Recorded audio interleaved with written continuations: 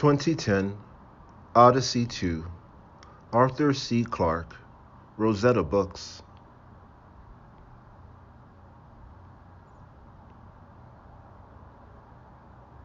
Dedicated with respectful admiration to two great Russians, both depicted herein, General Alexei Leonov, cosmonaut, hero of the Soviet Union, artist and academician Andrei Sakharov, scientist, Nobel laureate, humanist. Contents: Forward, Author's Note. Chapter 1, Leonov, Meeting at the Focus, The House of the Dolphins, SAO 9000, Mission Profile. Leonov. Chapter 2, Shin, Awakening, Shin, Transit of Jupiter, The Ice of the Grand Canal, A Cry from Europa, Ice and Vacuum. Chapter 3, Discovery, Downhill Run, The Worlds of Galileo, Double Encounter, Escape from the Giant, Private Line, Boarding Party, Salvage, Operation Windmill, Guillotine, Resurrection. Chapter 4, L'Orange, Big Brother, Rendezvous, Reconnaissance, The View from L'Orange, Probation, Interlude, True Confessions, Frustration, Emergence. Chapter 5, A Child of the Stars, Homecoming, Disneyville, Crystal Spring, Betty, Valediction, Rehabilitation, Fire in the Deep, Estrangement, Foamscape, In the Pod Bay, Daisy, Graveyard Shift, Chapter 6, Devourer of Worlds, The Ghost in the Machine, Thought Experiment, Vanishing Trick, Escape Maneuver, Countdown, Final Flyby, Over the Night Side, Devourer of Worlds. Chapter 7, Lucifer Rising, Farewell to Jupiter, The Great Game, Ignition, A Gift of Worlds, Between Suns, Lucifer Rising. Epilogue, 20,001. Acknowledgement, 1996. Postscript. Forward, 14 years and counting, 2010, The View from 1996. Once again, the time has come to survey an enterprise begun more than 30 years ago, before a whole series of scientific discoveries and technological revolutions changed our world almost beyond recognition. When I started writing 2001, A Space Odyssey, on a typewriter, have you seen one lately? Neil Armstrong's One Small Step was still 5 years in the future, and the moons of Jupiter were dimensionless points of light, their landscapes as unknown as America to pre-Columbian mapmakers. Yet now, as I write these words, the Galileo space probe is showing us details only a few meters across. Even more amazing, at any moment I can view them here in my own office by pressing a few keys. When, as frequently happens, I press the wrong one, I hear a familiar voice saying, "I'm sorry, Dave, I can't do that." So there is no avoiding the fact that some elements of a space trilogy conceived in 1964, 1982, and even 1987 may now have a quaint Jane Austen-ish charm. Yet no revision could or should attempt to eliminate them any more than one should try to update H.G. Wells' The First Men in the Moon. What have I done, therefore?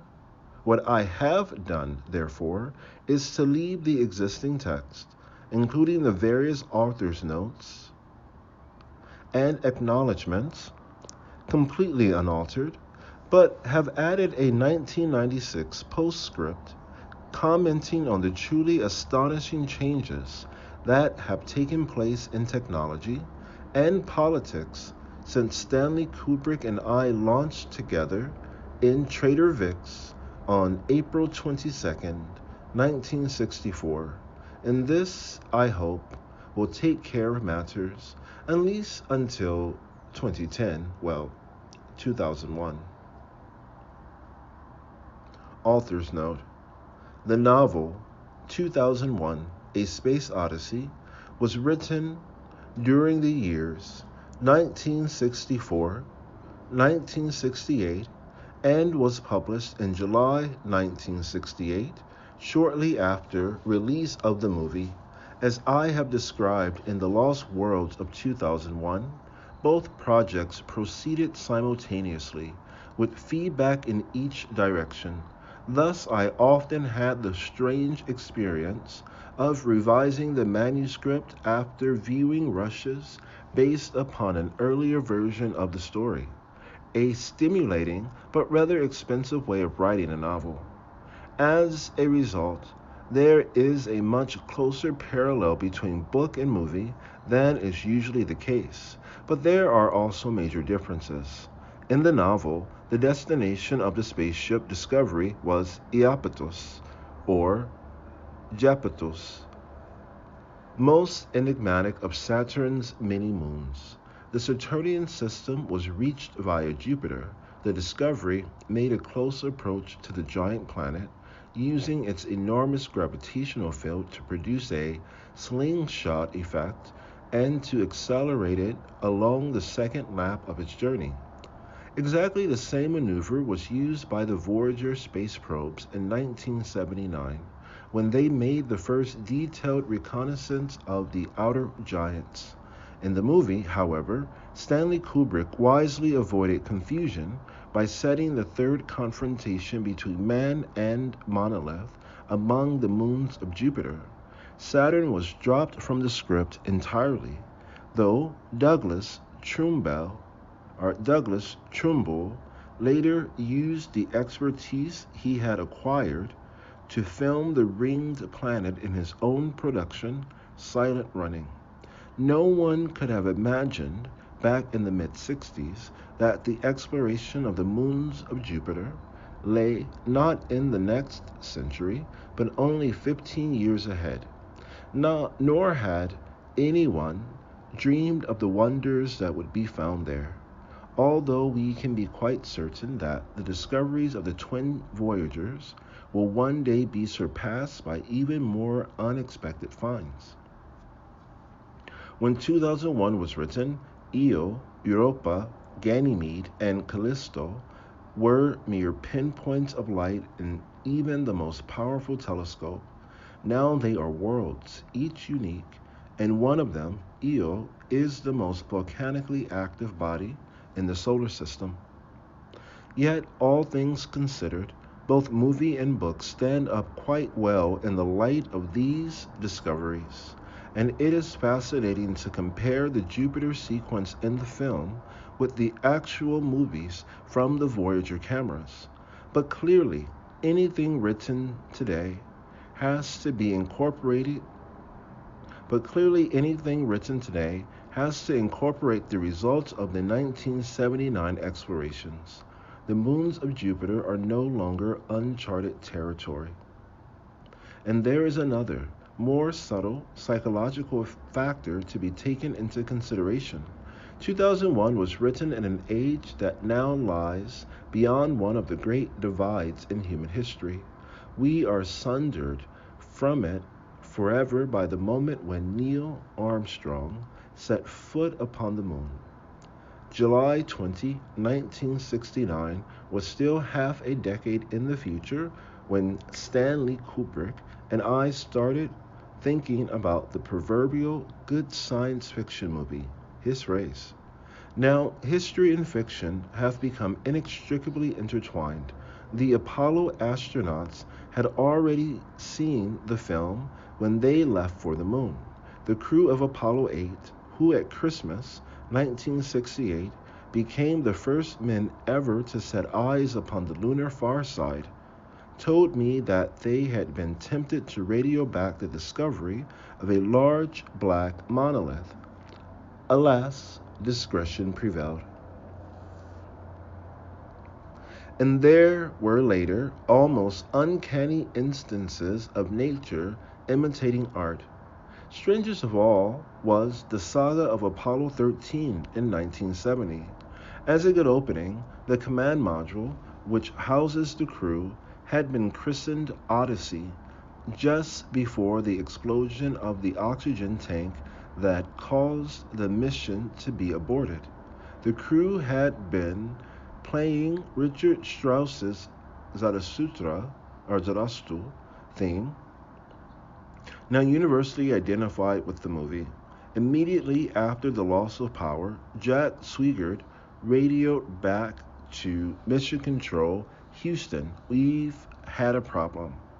The words that Hal used to astronaut Frank Poole on a similar occasion were, "Sorry to interrupt the festivities, but we have a problem."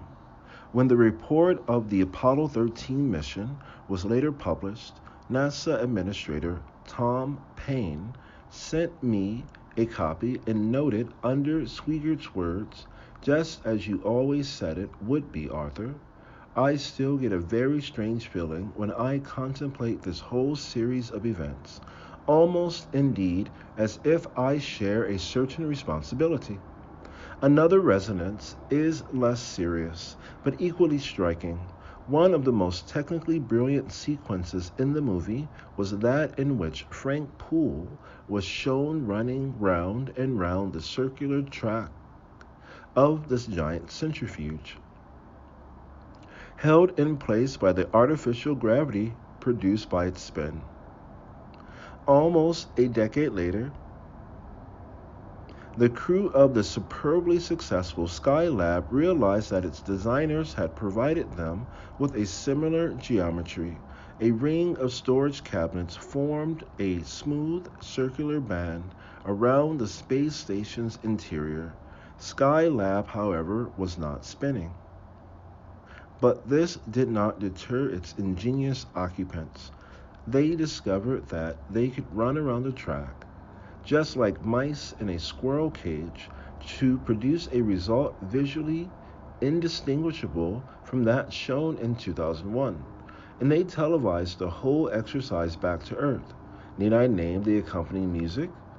With the comment, "Stanley Kubrick should see this," as in due course he did, because I sent him the telescene recording. I never got it back. Stanley uses a tame black hole as a filing system. Yet another link between file and reality is the painting by Apollo-Soyuz commander cosmonaut Alexei Leonov near the moon.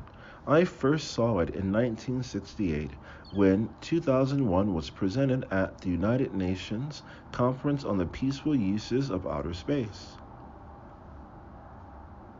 Immediately after the screening, Alexei pointed out to me that his concept on page 32 of the Leonov Sokolov book, The Stars Are Awaiting Us, Moscow 1967, shows exactly the same lineup as the movie's opening. The Earth rising beyond the moon and the moon rising beyond both. His autographed sketch of the painting now hangs on my office wall. For further details, see Chapter 12.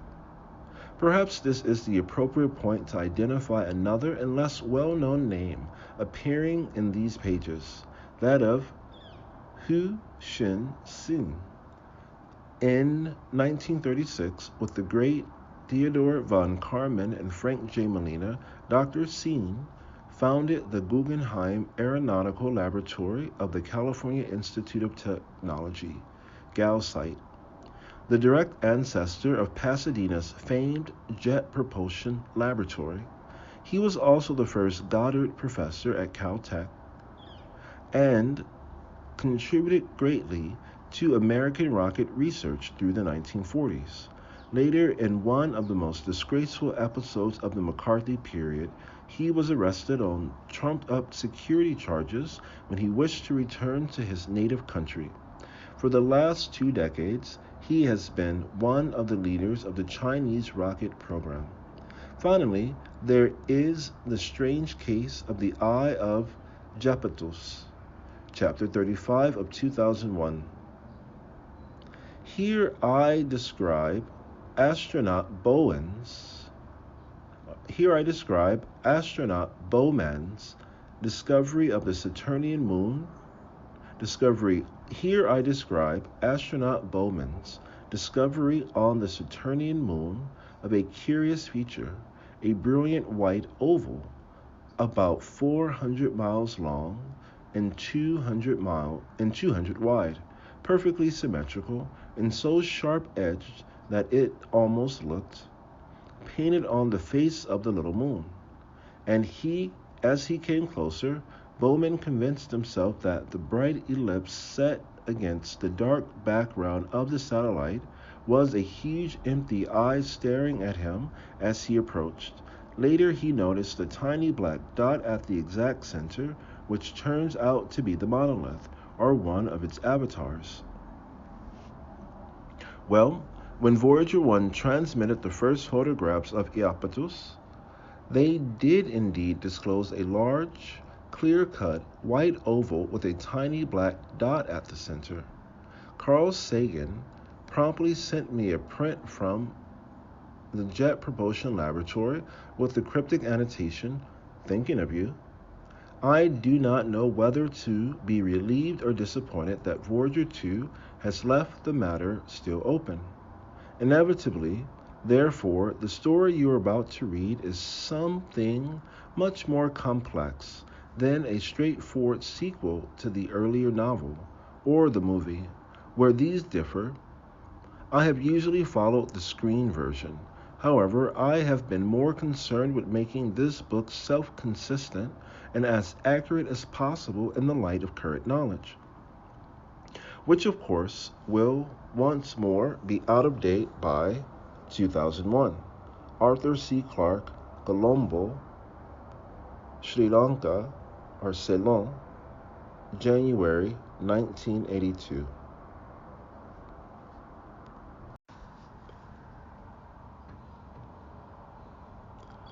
(2010) Odyssey 2 by Arthur C. Clarke. Chapter 1, Leonov, or Leonine. 1. Meeting at the focus. Even in this metric age, it was still the 1,000-foot telescope, not the 300-meter one. The great saucer set among the mountains was almost half full of shadow as the tropical sun dropped swiftly to rest, but the triangular raft of the antenna complex, suspended high above its center, still blazed with light. From the ground far below, it would have taken keen eyes to notice the 2 human figures in the aerial maze of girders, support cables, and wave guides. "The time has come," said Dmitry Moisevich to his old friend Haywood Floyd, "to talk of many things, of shoes and spaceships and sealing wax, but mostly of monoliths and malfunctioning computers. So that's why you got me away from the conference. Now that I really mind. I've heard Carl give the SETI speech so many times that I can recite it myself. And the view certainly is fantastic. You know, all the times I've been to Arecibo, I've never made it up here to the antenna feed. Shame on you. I've been here 3 times. Imagine, we're listening to the whole universe, but no one can overhear us. So let's talk about your problem. What problem? To start with, why you had to resign as chairman of the National Council of Astronautics. I didn't resign. The University of Hawaii pays a lot better. Okay, you didn't resign. You were one jump ahead of them. After all these years, Woody, you can't fool me, and you should give up trying. If they offered the NCA back to you right now, would you hesitate? All right, you old Cossack, what do you want to know? First of all, there are lots of loose ends in the report you finally issued after so much prodding. We'll overlook the ridiculous and frankly illegal secrecy with which your people dug up the Tycho monolith. That wasn't my idea. Glad to hear it. I even believe you. And we appreciate the fact that you're now letting everyone examine the thing, which of course is what you should have done in the first place. Now that it's not that it's done much good. There was a gloomy silence while the 2 men contemplated the black enigma up there on the moon, still contemptuously defying all the weapons that human ingenuity could bring to bear upon it. Then the Russian scientist continued, Anyway, whatever the Tycho monolith may be, there's something more important out at Jupiter. That's where it sent its signal after all, and that's where your people ran into trouble. Sorry about that. By the way, though, Frank Poole was the only one I knew personally. Met him at the 98 IAF Congress. He seems a good man. Thank you. They were all good men. I wish we knew what happened to them. Whatever it was, surely you'll admit that it now concerns the whole human race, not merely the United States. You can no longer try to use your knowledge for purely national advantage. Dmitri, you know perfectly well that your side would have done exactly the same thing, and you'd have helped. You're absolutely right, but that's ancient history, like the just departed administration of yours that was responsible for the whole mess. With the new president, perhaps wiser counsels will prevail. Possibly. Do you have any suggestions? And are they official or just personal hopes? Entirely unofficial at the moment. What the bloody politicians call exploratory talks, which I shall flatly deny ever occurred. Fair enough. Go on. Okay, here's the situation. You're assembling Discovery 2 and parking Orbit as quickly as you can, but you can't hope to have it ready in less than 3 years, which means you'll miss the next launch window. I neither confirm nor deny. Remember, I'm merely a humble university chancellor, the other side of the world from the Astronautics Council. And your last trip to Washington was just a holiday to see old friends, I suppose. To continue, our own Alexei Leonov. I thought you were calling it German Titov. Wrong, Chancellor. The dear old CIA's let you down again. Leonov it is, as of last January. And don't let anyone know I told you it will reach Jupiter at least a year ahead of Discovery. Don't let anyone know I told you we were afraid of that. But do go on. Because my bosses are just as stupid and short-sighted as yours, they want to go it alone. Which means that whatever went wrong with you may happen to us, and we'll all be back to square one or worse. What do you think went wrong? we're just as baffled as you are. And don't tell me you haven't got all the Dave Bowman's transmissions. And don't tell me you haven't got all of Dave Bowman's transmissions. Of course we have, right up to the last, my God, it's full of stars. We've even done a stress analysis of his voice patterns. We don't think he was hallucinating. He was trying to describe what he actually saw. And what do you make of his Doppler shift? Completely impossible, of course. When we lost his signal, he was receding at 1/10 of the speed of light, and he'd reached that in less than 2 minutes, 250,000 gravities, Teslas. So he must have been killed instantly. Don't pretend to be naive, Woody. Your space pod radios aren't built to withstand even 100th of that acceleration. If they could survive, so could Bowman, at least until we lost contact. Just doing an independent check of your deductions. From there on, we're as much in the dark as you are, if you are. Merely playing with lots of crazy guesses I'd be ashamed to tell you. Yet none of them, I suspect, will be half as crazy as the truth. In small crimson explosions, the navigation warning lights winked on all around them, and the 3 slim towers supporting the antenna complex began to blaze like beacons against the darkling sky. The last red sliver of the sun vanished below the surrounding hills.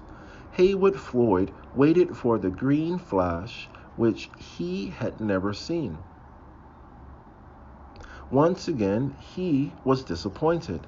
So, Dmitri, he said, let's get to the point. Just what are you driving at? There must be a vast amount of priceless information stored in Discovery's databanks. Presumably, it's still being gathered, even though the ship stopped transmitting. We'd like to have that.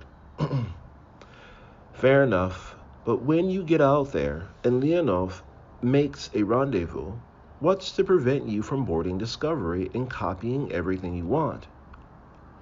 I never thought I'd have to remind you that Discovery is United States territory, and an unauthorized entry would be piracy, except in the event of a life or death emergency, which wouldn't be difficult to arrange. After all, it would be hard for us to check what your boys were up to from 1 billion kilometers away. Thanks for the most interesting suggestion. I'll pass it on. But even if we went aboard, it would take us weeks to learn all your systems and read out all your memory banks. What I propose is cooperation. I'm convinced that's the best idea, but we may both have a job selling it to our respective bosses. You want one of our astronauts to fly with Leonov? Yes, preferably an engineer who's specialized in discovery systems, like the ones you're training at Houston to bring the ship home. How do you know that? For heaven's sake, Woody, it was on Aviation Week's video text at least a month ago. I am out of touch. Nobody tells me what's been declassified. All the more reason to spend time in Washington. Will you back me up? Absolutely. I agree with you 100%. But what? We both have to deal with dinosaurs with brains in their tails. Some of mine will argue. Let the Russians risk their necks hurrying out to Jupiter. We'll be there anyway a couple of years later, and what's the hurry? For a moment, there was silence on the antenna raft, except for a faint creak from the immense supporting cables that held it suspended 100 meters in the sky. Then Moisevich continued, so quietly that Floyd had to restrain to hear him. Has anyone checked Discovery's orbit lately? I really don't know, but I suppose so. Anyway, why bother? It's a perfectly stable one. Indeed. Let me tactlessly remind you of an embarrassing incident from the old NASA days. Your first space station, Skylab. It was supposed to stay up at least a decade, but you didn't do your calculations right. The air drag in the ionosphere was badly underestimated, and it came down years ahead of schedule. I'm sure you remember that little cliffhanger, even though you were a boy at the time. It was the year I graduated, and you know it, but Discovery doesn't go anywhere near Jupiter, even at Perigove. It's much too high to be affected by atmospheric drag. I've already said enough to get me exiled to my dogma again, and you might not be allowed to visit me next time. So just ask your tracking people to do their job more carefully, will you? And remind them that Jupiter has the biggest magnetosphere in the solar system. I understand. What you're driving at, many things. Anything else before we go down? I'm starting to freeze. Don't worry, old friend. As soon as you let all this filter through to Washington, wait a week or so until I'm clear.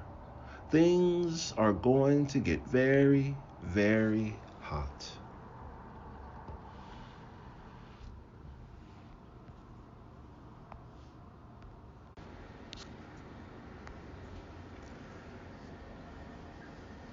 Chapter 1, Part 2, The House of the Dolphins. The dolphins swam into the dining room every evening just before sunset. Only once since Floyd had occupied the Chancellor's residence had they broken their routine. That was the day of the '05 tsunami, which, fortunately, had lost most of its power before it reached Hilo. The next time his friends failed to turn up on schedule, Floyd would throw the family into the car and head for high ground in the general direction of Mauna Kea. Charming though they were, he had to admit that their playfulness was sometimes a nuisance.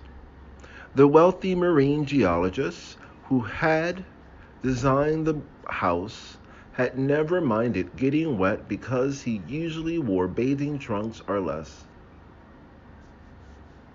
But there had been one unforgettable occasion when the entire Board of Regents, in full evening attire, had been sipping cocktails around the pool while awaiting the arrival of a distinguished guest from the mainland. The Dolphins had deduced correctly that they would get second billing, so the visitor was quite surprised to be greeted by a bedraggled reception committee in ill-fitting bathrobes, and the buffet had been very salty. Floyd often wondered what Marion would have thought of his strange and beautiful home on the edge of the Pacific. She had never liked the sea, but the sea had won in the end. Though the image was slowly fading, he could still recall the flashing screen on which he had read the words, "Dr. Floyd, urgent and personal." And then the scrolling lines of fluorescent print had swiftly burned their message into his mind. Regret to inform you, London, Washington Flight 452 reported down off Newfoundland, rescue craft proceeding to location, but fear no survivors. Apart from an accident of fate, he would have been on that flight. For a few days, he had almost regretted the European Space Administration business that had delayed him in Paris. That haggle over the Solaris payload had saved his life, and now he had a new job, a new home, and a new wife. Fate had also played an ironic role here. The recriminations and inquiries over the Jupiter mission had destroyed his Washington career. But a man of his ability was never unemployed for long. The more leisurely tempo of university life had always appealed to him, and when combined with one of the world's most beautiful locations, it had proved irresistible.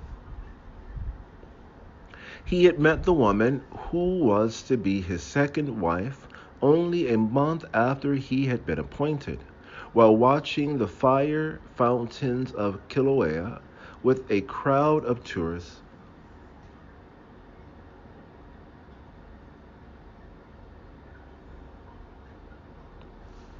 With Caroline, he had found the contentment that is just as important as happiness and longer lasting. She had been a good stepmother to Marion's two daughters and had given him Christopher. Despite the 20-year age difference between them, she understood his moods and could wean him out of his occasional depressions. Thanks to her, he could now contemplate the memory of Marion without grief, though not without a wistful sadness that would remain with him for the rest of his life. Caroline was throwing fish to the largest dolphin, the big male they called scarback, when a gentle tickling on Floyd's wrist announced an incoming call. He tapped the slim metal band to quench the silent alarm and forestall the audible one, then walked to the nearest of the comsets scattered around the room. Chancellor here. Who's calling? Haywood? This is Victor. How are you? In a fraction of a second, a whole kaleidoscope of emotions flashed through Floyd's mind. First, there was annoyance. His successor, and, he was sure, principal contriver of his downfall, had never once attempted to contact him since his departure from Washington. Then came curiosity. What did they have to talk about? Next was a stubborn determination to be as helpful as possible. Then shame at his childishness. And finally a surge of excitement. Victor Milson could be calling for only one reason. In as neutral a voice as he could muster, Floyd answered, I can't complain, Victor. What's the problem? Is this a secure circuit? No, thank God. I don't need them anymore. Well, I'll put it this way. You recall the last project you administered? I'm not likely to forget, especially as the subcommittee on astronautics called me back to give me more evidence only a month ago. Of course. I really must get around to reading your statement when I have a moment. But I've been so busy with the follow-up, and that's the problem.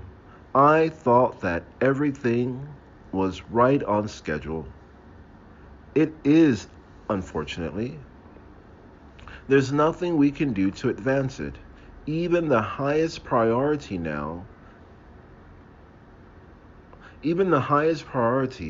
would make only a few weeks difference. And that means we'll be too late. I don't understand, said Floyd innocently. Though we don't want to waste time, of course, there's no real deadline.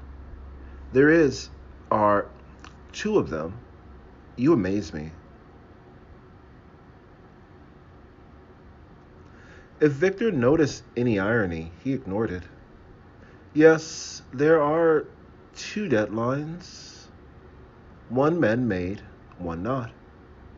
It now turns out that we won't be the first to get back to the scene of the action.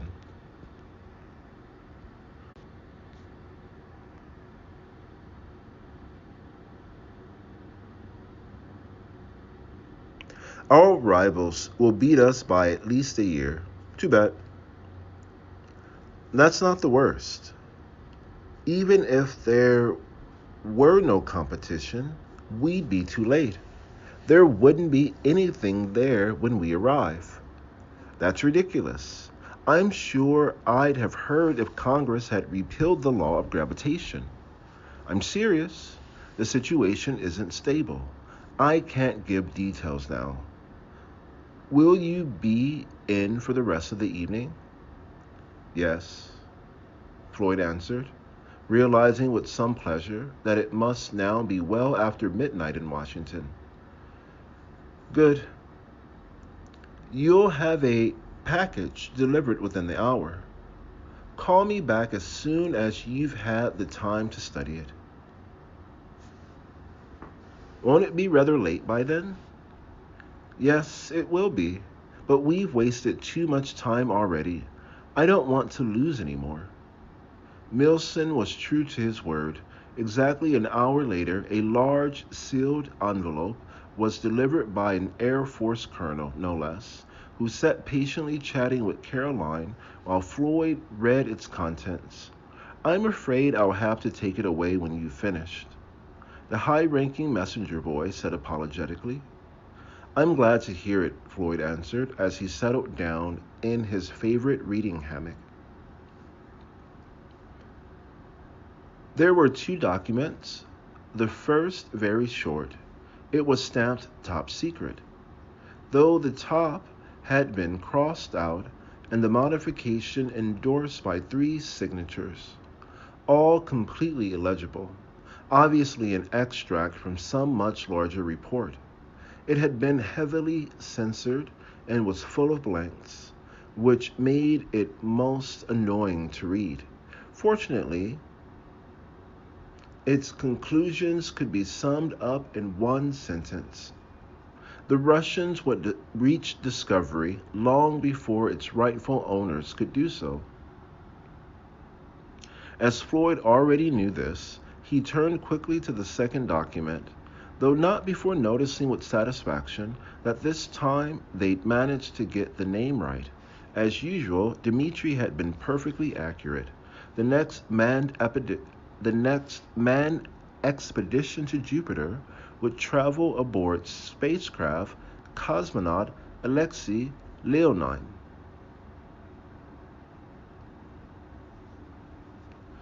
The second document was much longer and was merely confidential. Indeed, it was in the form of a draft letter to science, awaiting final approval before publication. Its snappy title was Space Vehicle Discovery, Anomalous Orbital Behavior. Then followed a dozen pages of mathematics and astronomical tables. Floyd skimmed through these, picking out the words from the music and trying to detect any note of apology or even embarrassment. When he had finished, he was compelled to give a smile of wry admiration. No one could possibly guess that the tracking stations and ephemeris calculations had been caught by surprise, and that a frantic cover-up was in progress. Heads would doubtless roll, and he knew that Victor Milson would enjoy rolling them, if his was not one of the first to go. Though to do him justice, Victor had complained when Congress had cut funds from the tracking network. Maybe that would get him off the hook. Thank you, Colonel, said Floyd when he had finished skimming the papers. Quite like old times having classified documents.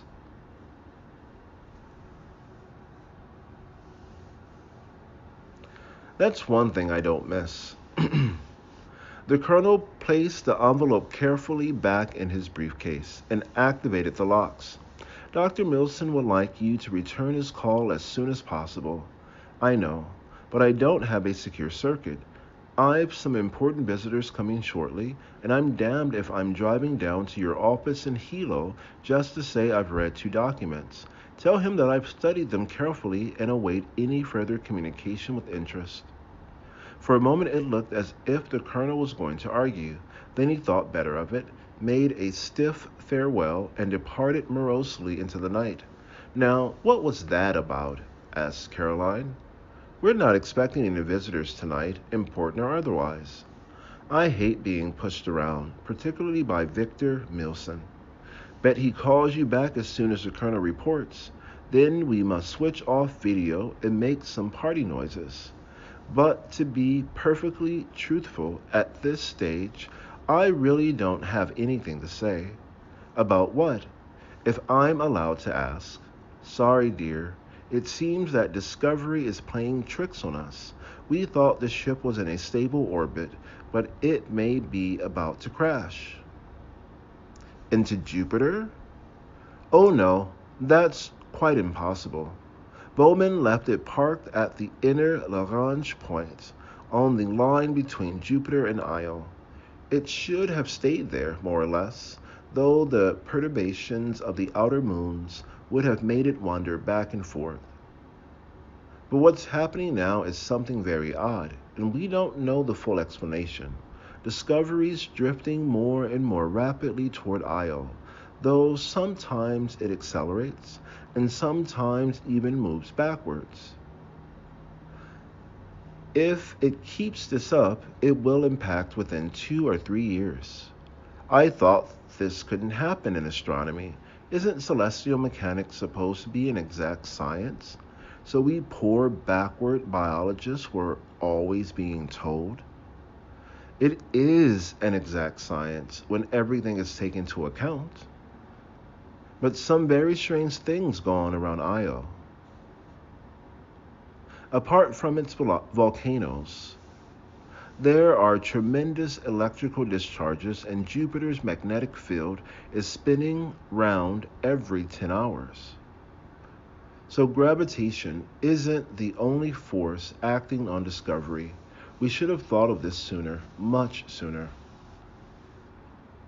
Well, it's not your problem anymore. You should be thankful for that. Your problem. The very expression that Dmitri had used. And Dmitri, cunning old fox, had known him much longer than Caroline. It might not be his problem, but it was still his responsibility. Though many others had been involved, in the final analysis, he had approved the plans for the Jupiter mission and supervised their execution. Even at the time, he had had qualms. His views as a scientist had conflicted with his duties as a bureaucrat. He could have spoken out and opposed the old administration's short-sighted policies, though to what extent those had actually contributed to the disaster was still uncertain. Perhaps it was best if he closed this chapter of his life and focused all his thoughts and energies upon his new career. But in his heart, he knew that was impossible, even if Dmitri had not revised old guilts. They would have surfaced on their own accord. 4 men had died, and 1 had disappeared, out there among the moons of Jupiter. There was blood on his hands, and he did not know how to wash them clean. Chapter 1, Part 3, Sal 9000.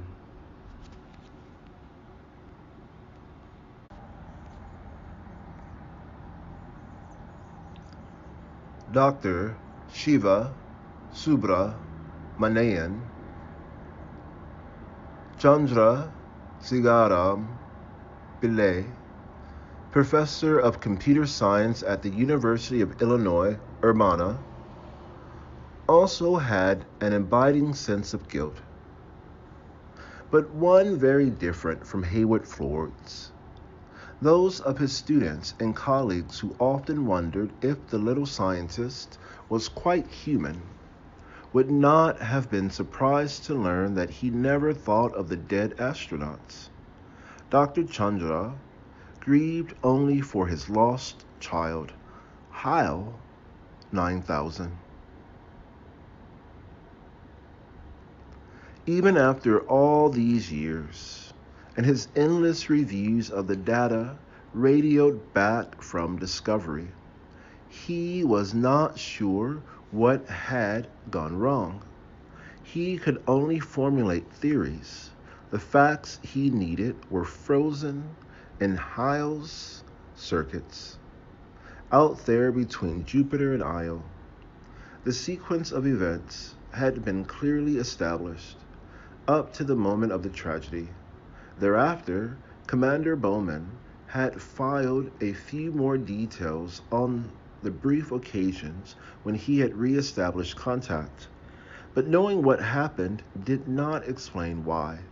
The first hint of trouble had been late in the mission when HAL had reported the imminent failure of the unit that kept Discovery's main antenna aligned on Earth. If the half-billion-kilometer-long radio beam wandered off target, the ship would be blind, deaf, and dumb. Bowman himself had gone out to retrieve the suspect unit, but when it was tested, it appeared, to everyone's surprise, to be in perfectly good order.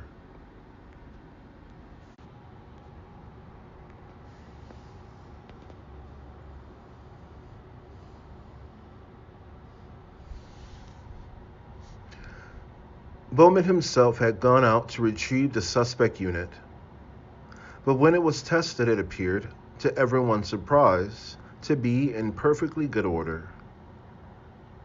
The automatic checking circuits could find nothing wrong with it, nor could HAL's twin, SAL 9000, back on Earth.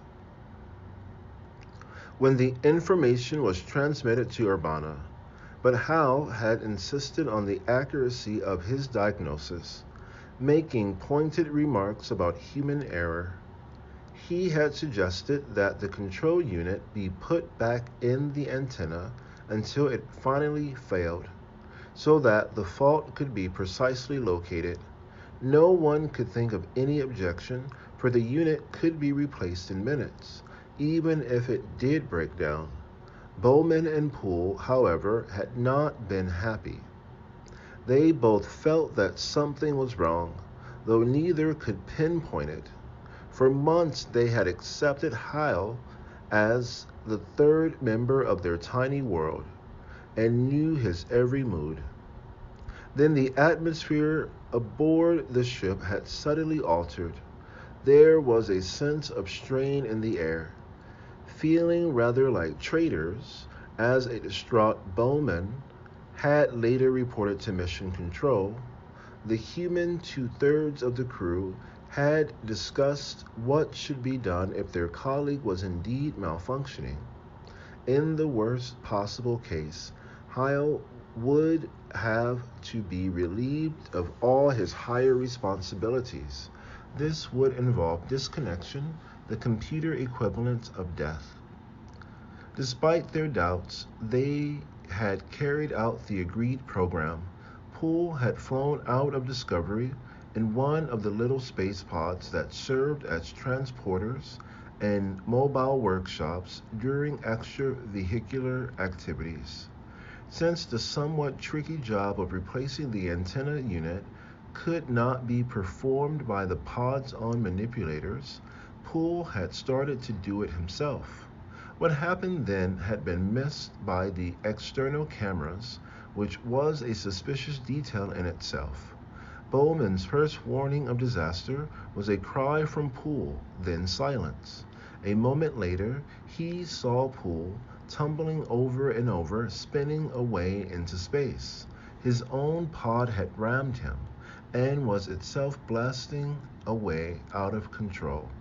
As Bowman admitted later, he had then made several serious mistakes, all but one excusable, in the hope of rescuing Poole if If he was still alive, Bowman launched himself and another space pod, leaving Hal in full control of the ship. The EVA was in vain. Poole was dead when Bowman reached him. Numb with despair, he had carried the body back to the ship only to be refused entry by Hal. But Hal had underestimated human ingenuity and determination. Though he had left his suit helmet in the ship, and thus had to risk direct exposure to space, Bowman forced his way in by an emergency hatch, not under computer control. Then he proceeded to lobotomize Hal, unplugging his brain modules one by one. When he regained control of the ship, Bowman made an appalling discovery. During his absence, Hal had switched off the life support systems of the 3 hibernating astronauts. Bowman was alone, as no man had ever been before in the whole of human history.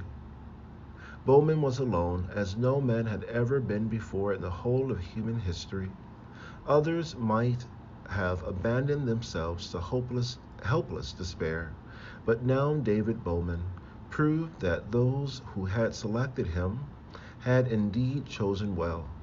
He managed to keep Discovery operational and even re-establish intermittent contact with Mission Control by orienting the whole ship so that the jammed antenna pointed towards Earth. On its preordained trajectory, Discovery had finally arrived at Jupiter. There, Bowman had encountered, orbiting among the moons of the giant planet, a black slab of exactly the same shape as the monolith excavated in the lunar crater Tycho, but hundreds of times larger. He had gone out in a space pod to investigate and had disappeared, leaving that final baffling message. My God, mon Dieu, it's full of stars. That mystery was for others to worry about. Dr. Chandra's overwhelming concern was with Hal. If there was one thing his unemotional mind hated, it was uncertainty. He would never be satisfied until he knew the cause of Hal's behavior. Even now he refused to call it a malfunction. At most it was an anomaly. The tiny cubbyhole he used as his inner sanctum was equipped only with a swivel chair, a desk console, and a black board flanked by 2 photographs.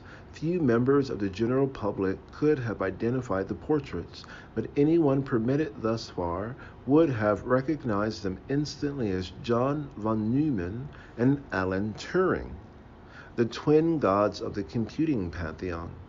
There were no books, and not even paper and pencil on the desk. All the volumes in all the libraries of the world were instantly available at the touch of Chandra's fingers, and visual display was his sketchbook, and the visual display was the sketchbook and writing pad. Even the blackboard was used only for visitors. The last half-erased block diagram upon it bore a date almost 3 weeks in the past. Dr. Chandra lit one of the venomous cheroots which he imported from Madras, and which were widely and correctly believed to be his only vice. The console was never switched off. He checked that no messages were flashing importantly on the display, then spoke into the microphone. Good morning, Sal. So you've nothing new for me? No, Dr. Chandra. Have you anything for me? The voice might have been that of any cultured Hindu lady educated in the United States as well as her own country.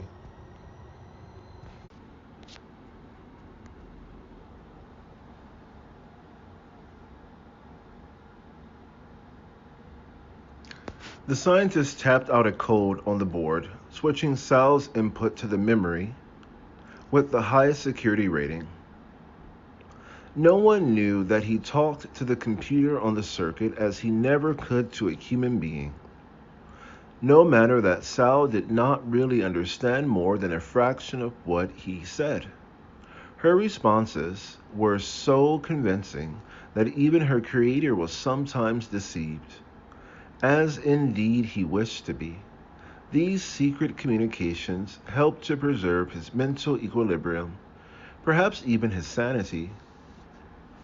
You've often told me, Sal, that we cannot solve the problem of Hal's anomalous behavior without more information. But how can we get that information? That is obvious. Someone must return to Discovery. Exactly. Now it looks as if that is going to happen sooner than we expected. I am pleased to hear that. I knew that you would be, answered Chandra, and meant it. He had long since broken off communications with the dwindling body of philosophers who argued that computers could not really feel emotions, but only pretended to do so. If you can prove to me that you're not pretending to be annoyed, he had once retorted scornfully to one such critic, I'll take you seriously. At that point, his opponent had put on a most convincing imitation of anger. Now I want to explore another possibility, Chandra continued. Diagnosis is only the first step. The process is incomplete unless it leads to a cure. You believe that Hal can be restored to normal functioning? I hope so. I do not know. There may have been irreversible damage, and certainly major loss of memory.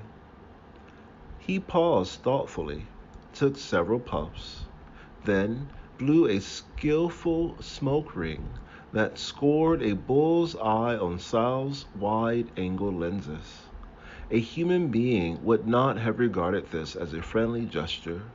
That was yet another of the many advantages of computers. I need your cooperation, Sal. Of course, Dr. Chandra. There may be certain risks. What do you mean? I propose to disconnect some of your circuits, particularly those involving your higher functions. Does this disturb you? I am unable to answer that without more specific information. Very well. Let me put it this way. You have operated continuously, have you not, since you were first switched on. That is correct.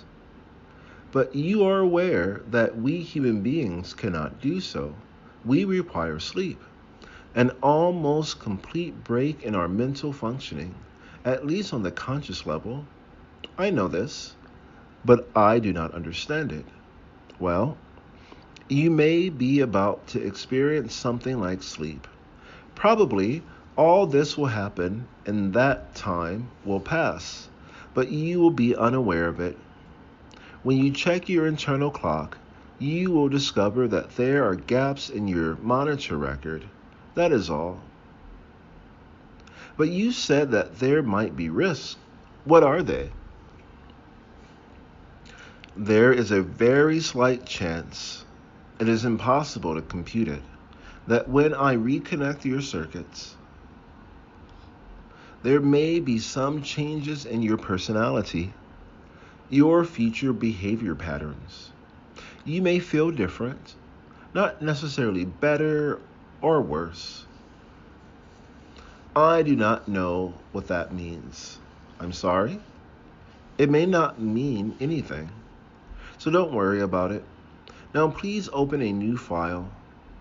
Here is the name. Using the keyboard input, Chandra typed out Phoenix. Do you know what that is? He asked Sal. With no discernible pause, the computer replied, there are 25 references in the current encyclopedia. Which one do you think is relevant? The tutor of Achilles? Interesting. I didn't know that one. Try again. A fabulous bird reborn from the ashes of its earlier life. Excellent. Now, do you understand why I chose it? Because you hope that HAL can be reactivated. Yes, with your assistance. Are you ready? Not yet. I would like to ask a question. What is it? Will I dream? Of course you will. All intelligent creatures dream. But no one knows why. Chandra paused for a moment, blew another smoke ring from the chirot, and added something that he would never admit to a human being. Perhaps you would dream about Hal, as often as I do.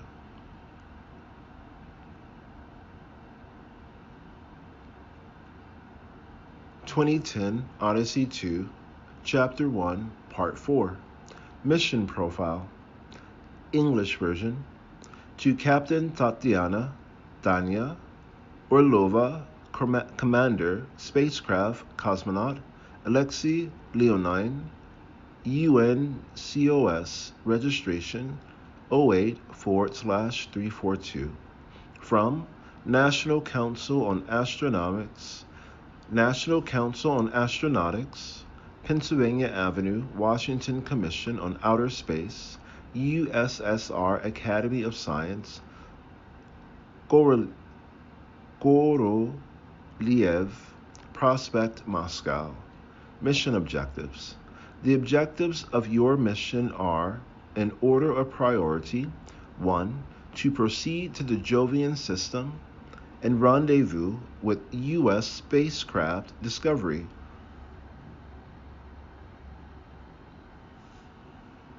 UNCOS 01/283.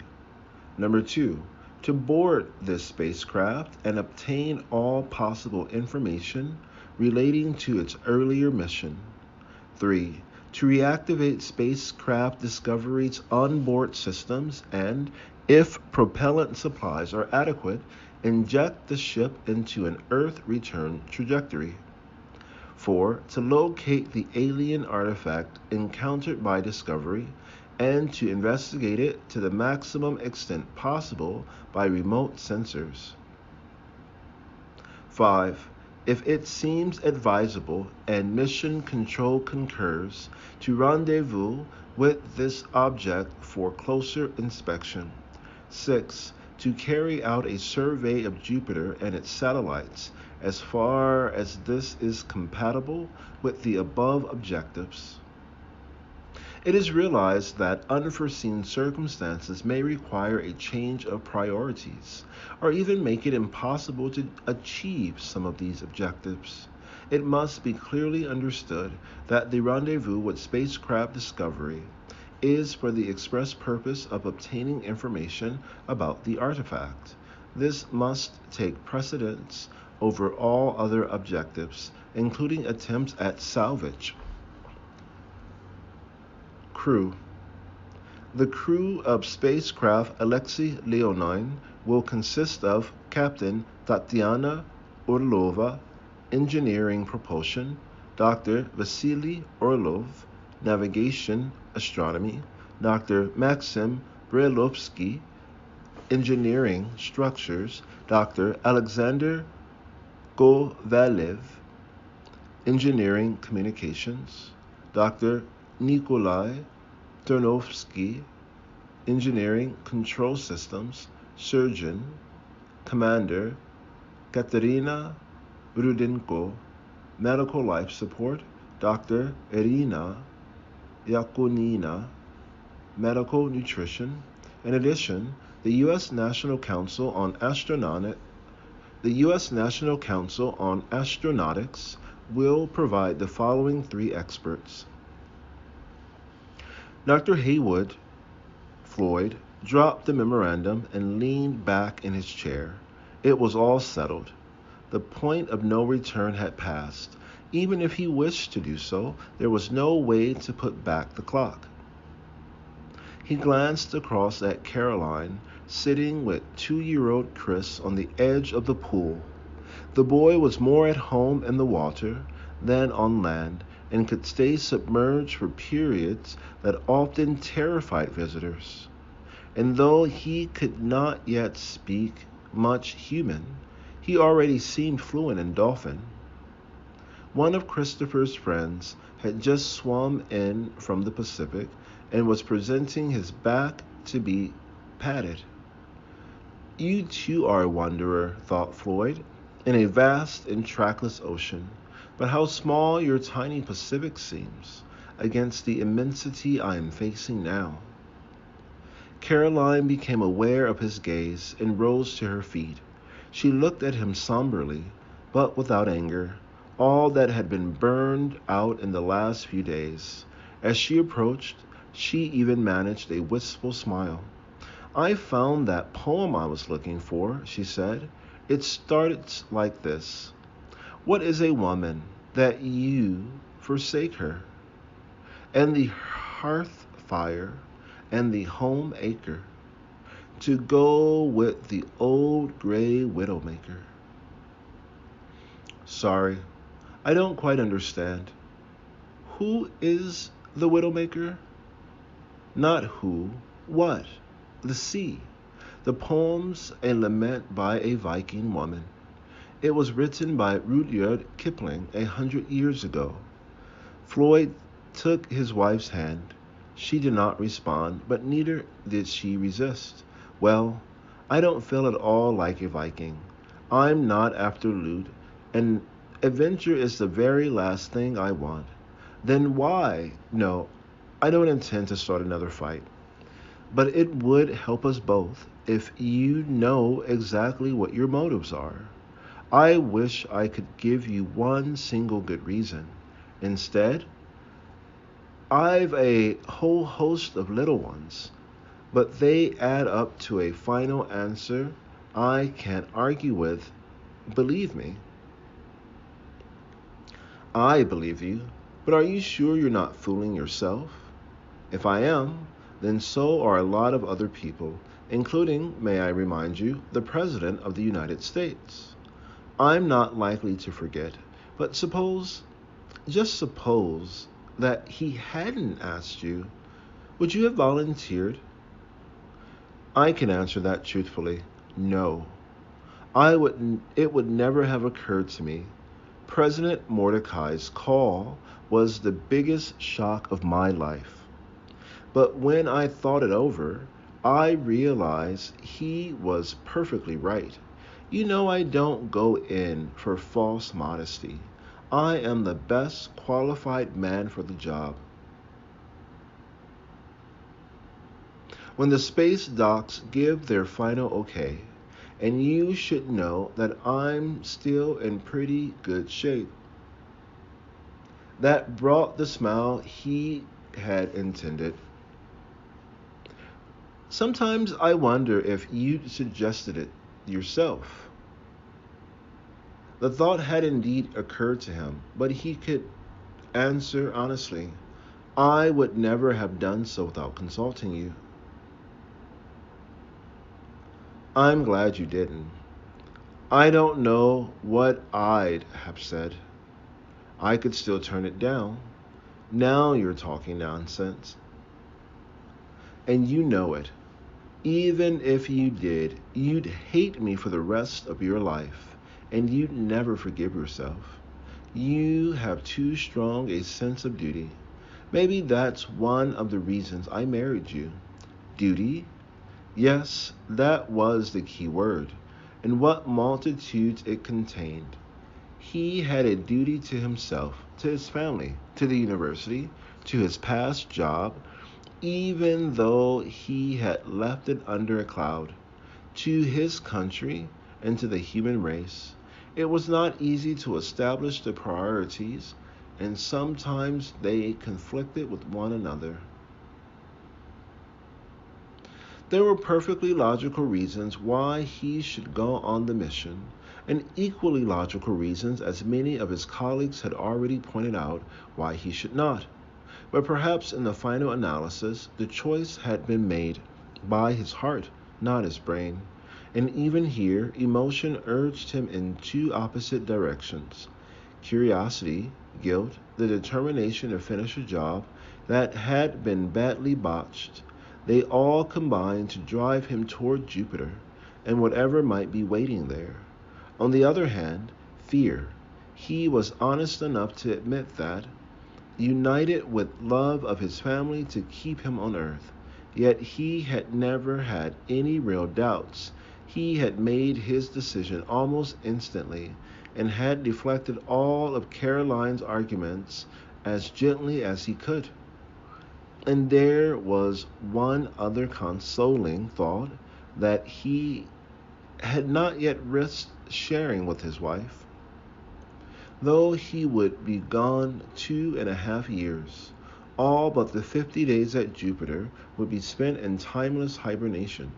When he returned, the gap between the ages would have narrowed by more than 2 years. He would have sacrificed the present so that they could share a longer future together.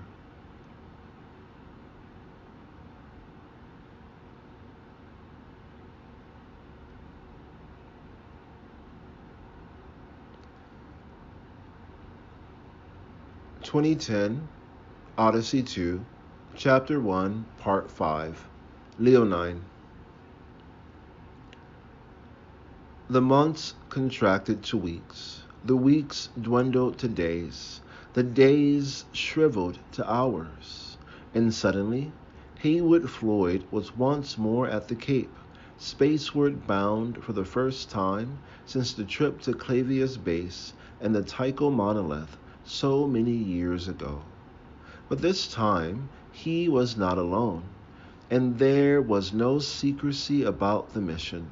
A few seats ahead of him rode Dr. Chandra, already engaged in a dialogue with his briefcase computer and quite oblivious to his surroundings. One of Floyd's secret amusements, which he had never confided to anyone, was spotting similarities between human beings and animals. The resemblances were more often flattering than insulting, and his little hobby was also a very useful aid to memory. Dr. Chandra was easy. The adjective bird-like sprang instantly to mind. He was tiny, delicate, and all his movements were swift and precise. But which bird? Obviously a very intelligent one. Magpie? Too perky and acquisitive. Owl? No, too slow-moving. Perhaps sparrow would do nicely. Walter Curnow, the systems specialist, who would have the formidable job of getting Discovery operational again, was a more difficult matter. He was a large, husky man, certainly not at all bird-like. One could usually find a match somewhere in the vast spectrum of dogs, but no canine seemed to fit. Of course, Curnow was a bear, not the sulky, dangerous kind, but the friendly, good-natured type, and perhaps this was appropriate. It reminded Floyd of the Russian colleagues he would soon be joining. They had been up in orbit for days, engaged in their final checks. "This is the great moment of my life," Floyd told himself. "Now I am leaving on a mission that may determine the future of the human race." But he did not feel any sense of exultation. All he could think of during the last minutes of the countdown were the words he had whispered just before he had left home.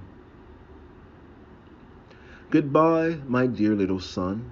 Will you remember me when I return?" And he still felt resentment toward Caroline because she would not awaken the sleeping child for one final embrace. Yet he knew that she had been wise, and it was better that way. His mood was shattered by a sudden explosive laugh. Dr. Curnow was sharing a joke with his companions, as well as a large bottle that he handled as delicately as a barely subcritical mass of plutonium. "Hey, Hayward," he called. "They tell me Captain Orlov's locked up all the drinks. So this is your last chance. Chateau Thierry 95. Sorry about the plastic cups. As Floyd sipped at the really superb champagne, he found himself cringing mentally at the thought of Colonel's guffaw reverberating all the way across the solar system. Much as he admired the engineer's ability as a traveling companion, Colonel might prove something of a strain. At least Dr. Chandra would not present much problems. Floyd could hardly imagine him smiling, let alone laughing, and of course he turned down the champagne with a barely perceptible shudder. Colonel was polite enough or glad enough not to insist. The engineer was, it seemed, determined to be the life and soul of the party. A few minutes later, he produced a 2-octave electronic keyboard and gave rapid rendering to Die Ken John Pell, as performed successfully by piano, trombone, violin, flute, and full organ, and with vocal accompaniment. He was really very good, and Floyd soon found himself singing along with the others. But it was just as well, he thought, that Colonel would spend most of the voyage in silent hibernation. The music died with a sudden despairing discord of the engines ignited, and the shuttle launched itself into the sky. Floyd was gripped by a familiar but always new exhilaration, the sense of boundless power, carrying him up and away from the cares and duties of earth. Men knew better than they realized when they placed the abode of the gods beyond the reach of gravity. He was flying toward that realm of weightlessness.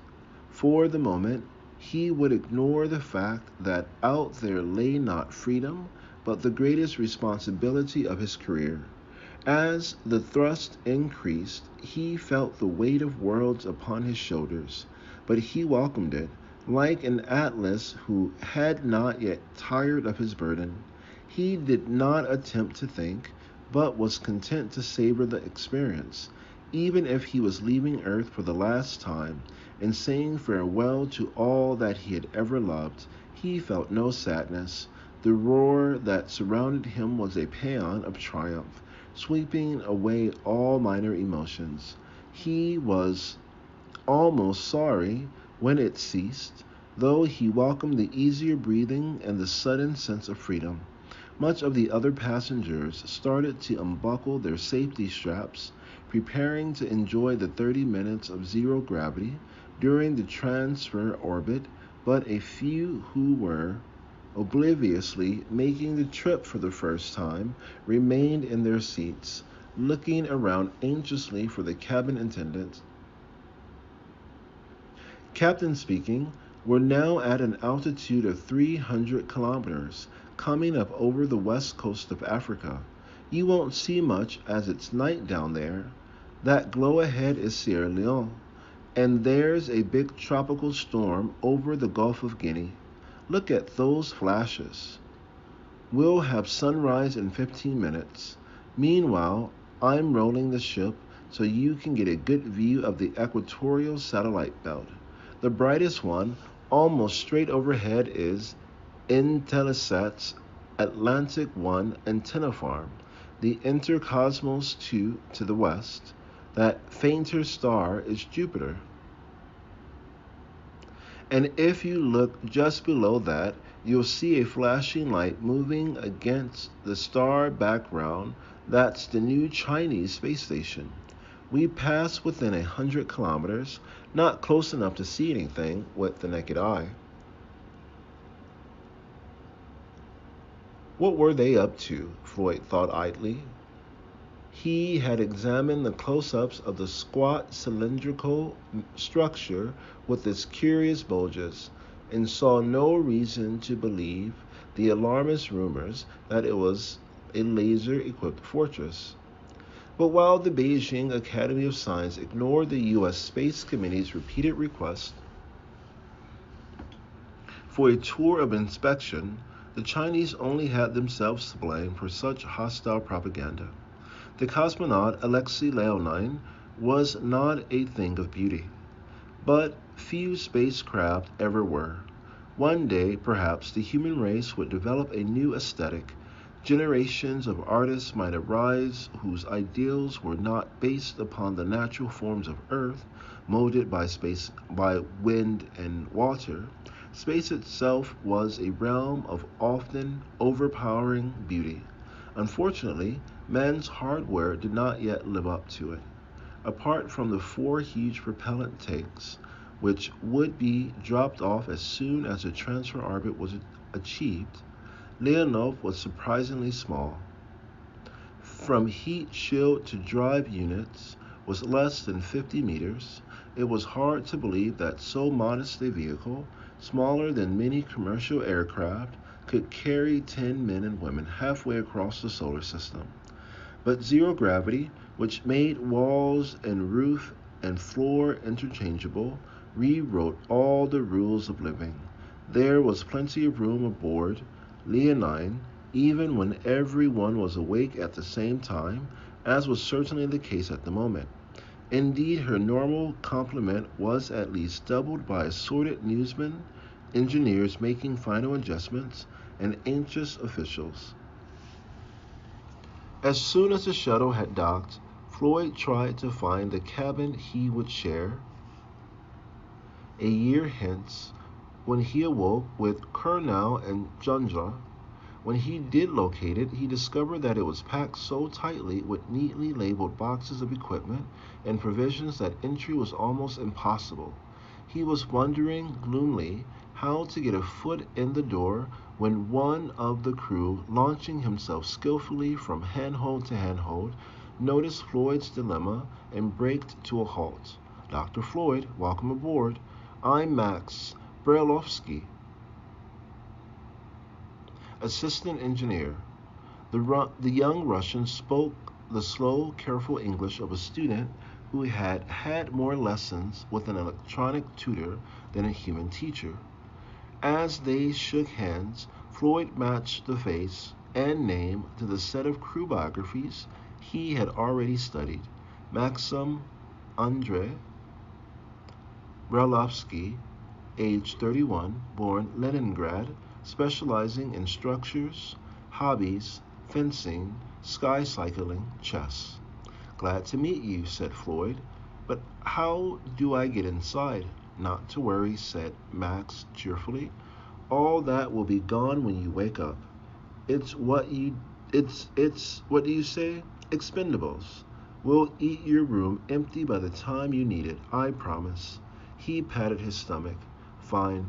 But meanwhile, where do I put my things?" Floyd pointed to the three small cases, total mass 50 kilograms, which contained, he hoped, everything he needed for the next couple of billion kilometers. It had been no easy task shepherding their weightless but not inertialess bulk through the ship's corridors with only a few collisions. Max took two of the bags, glided them gently through the triangle formed by three intersecting girders, and divided into a small hatchway, apparently defying Newton's first law in the process. Floyd acquired a few extra bruises while following him. After a considerable time, Leonine seemed much bigger inside than out. They arrived at a door labeled "Captain" in both Cyrillic and Roman. Although he could read Russian much better than he could speak it, Floyd appreciated the gesture. He had already noticed that all ship's notices were bilingual. At Max's knock, a green light flashed on, and Floyd drifted inside as gracefully as he could. Though he had spoken to Captain Orlov many times, they had never before met, so he had two surprises. It was impossible to judge a person's real size over the viewphone. The camera somehow converted everyone to the same scale. Captain Orlova, standing as well as one could stand in zero gravity, barely reach to Floyd's shoulder.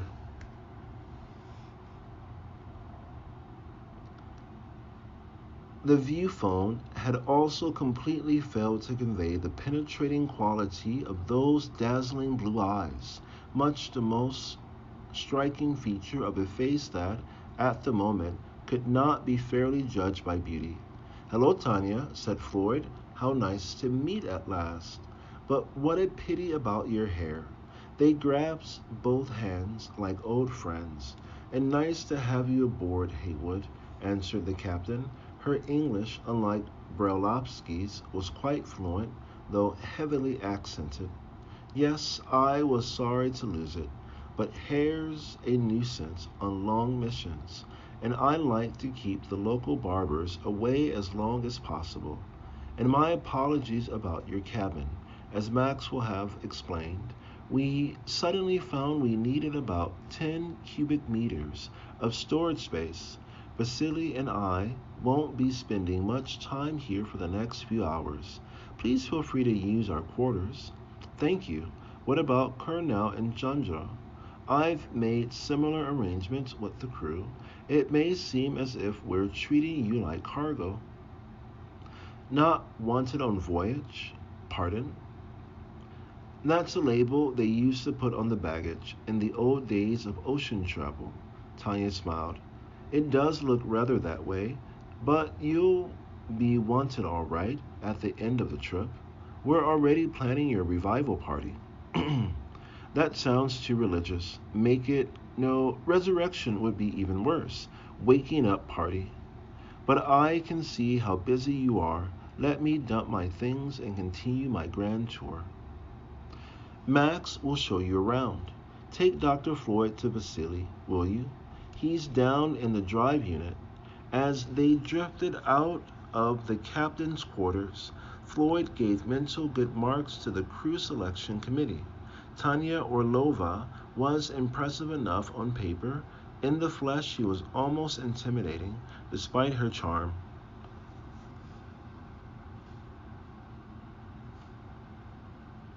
"I wonder what she's like," Floyd asked himself, "when she loses her temper. Would it be fire or ice? On the whole, I'd prefer not to find out." Floyd was rapidly acquiring his space legs. By the time they reached Vasily Orlov, he was maneuvering almost as confidently as his guide. The chief scientist greeted Floyd as warmly as his wife had. "Welcome aboard, Haywood. How do you feel?" "Fine, apart from slowly starving to death." For a moment Orlov looked puzzled. Then his face split into a broad smile. "Oh, I'd forgotten. Well, it won't be for long. In 10 months' time, you can eat as much as you like."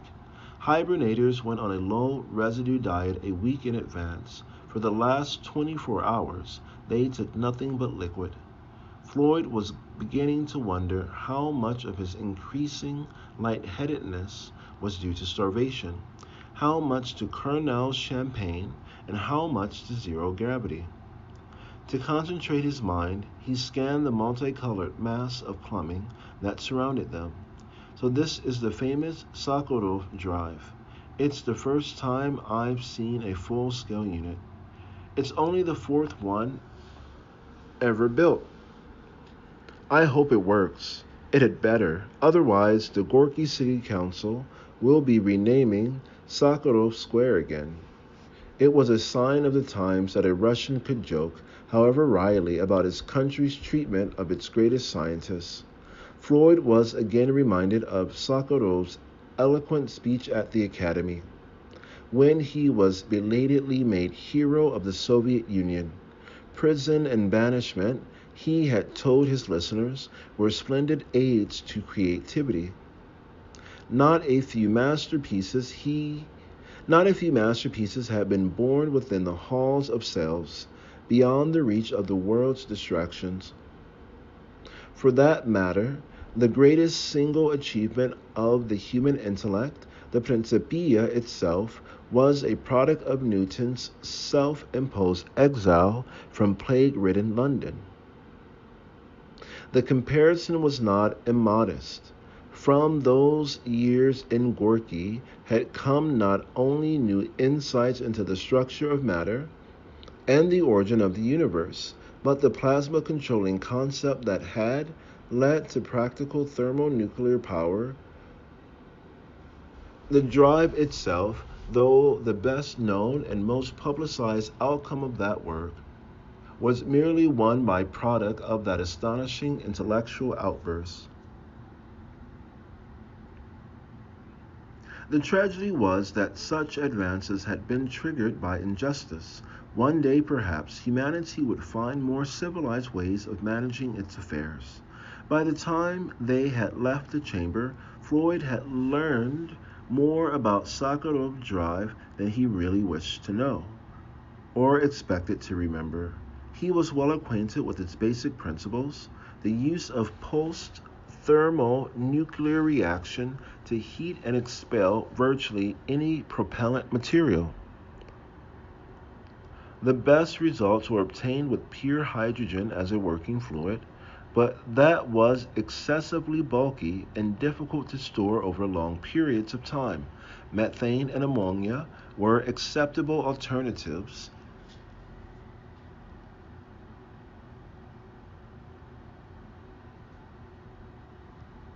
Even water could be used, though with considerably poor efficiency. Leonine would compromise. The enormous liquid hydrogen tanks that provided the initial impetus would be discarded when the ship had attained the necessary speed to carry it to Jupiter. At the destination, ammonia would be used for the braking and rendezvous maneuvers and the eventual return to Earth. That was the theory, checked and rechecked in endless tests and computer simulations. But as the ill-fated discovery had shown so well, all human plans were subject to ruthless revision by nature, or fate, or whatever one preferred to call the powers behind the universe.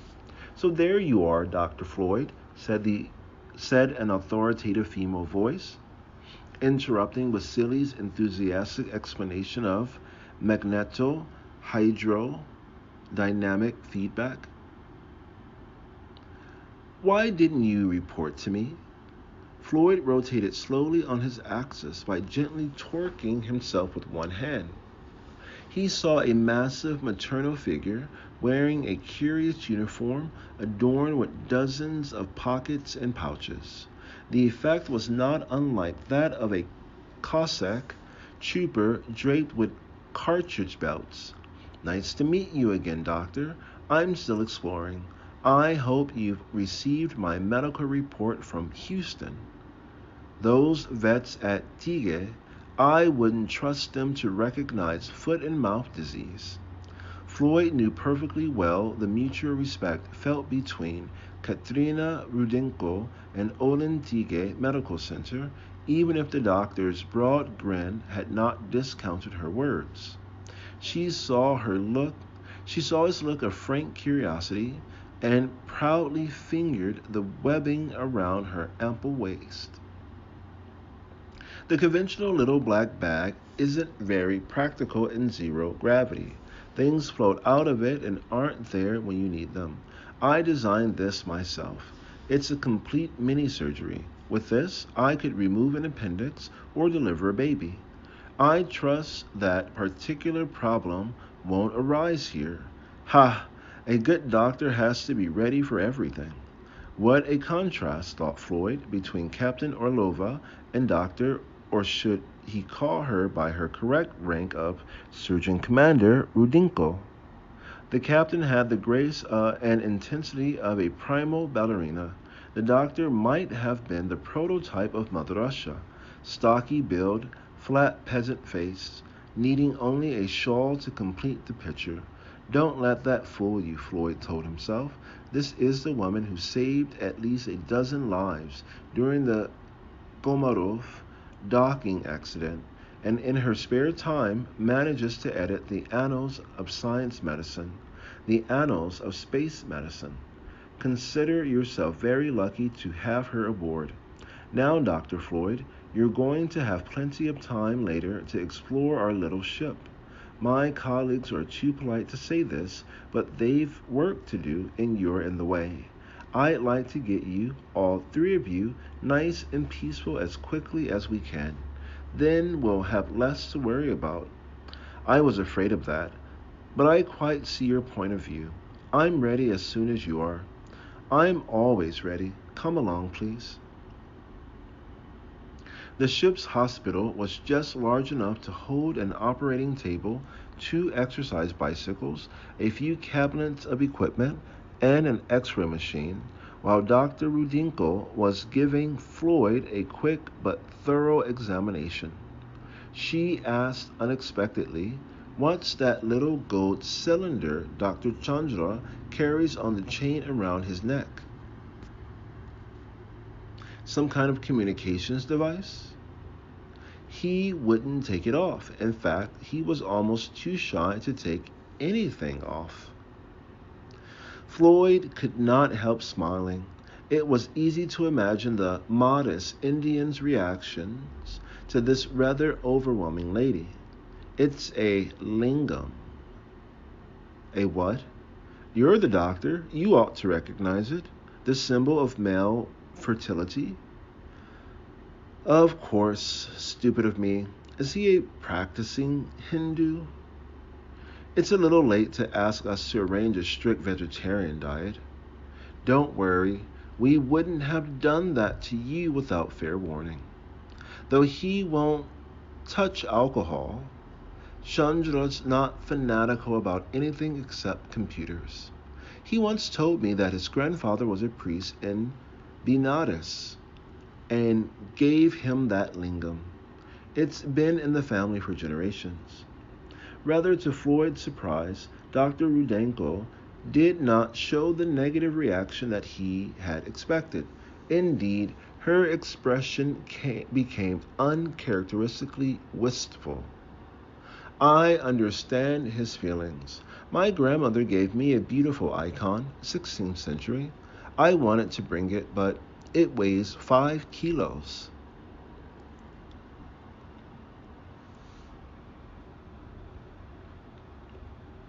The doctor became abruptly businesslike again, gave Floyd a painless injection with a gas gun hypodermic, and told him to come back as soon as he was sleepy. That, she assured him, would be in less than 2 hours. "Meanwhile, relax completely," she ordered. "There's an observation port on this level, station D.6. Why don't you go there?" It seemed a good idea, and Floyd drifted away with a docility that would have surprised his friends. Dr. Rudinko glanced at her watch, dictated a brief entry into her autosec, and set its alarm 30 minutes ahead. When he reached the D.6 viewpoint, Floyd found Chandra and Cornell already there. They looked at him with a total lack of recognition, then turned once more toward the awesome spectacle outside. It occurred to Floyd, and he congratulated himself on such a brilliant observation, that Chandra could not really be enjoying the view. His eyes were tightly closed. A totally unfamiliar planet hung there, gleaming with glorious blues and dazzling whites. How strange, Floyd told himself. What has happened to the Earth? Why, of course, no wonder he didn't recognize it. It was upside down. What a disaster. He wept briefly for all those poor people falling off into space. He barely noticed when two crew members removed Chandra's unresisting form. When they came back for Cornell, Floyd's own eyes were shut, but he was still breathing. When they returned for him, even his breath had ceased.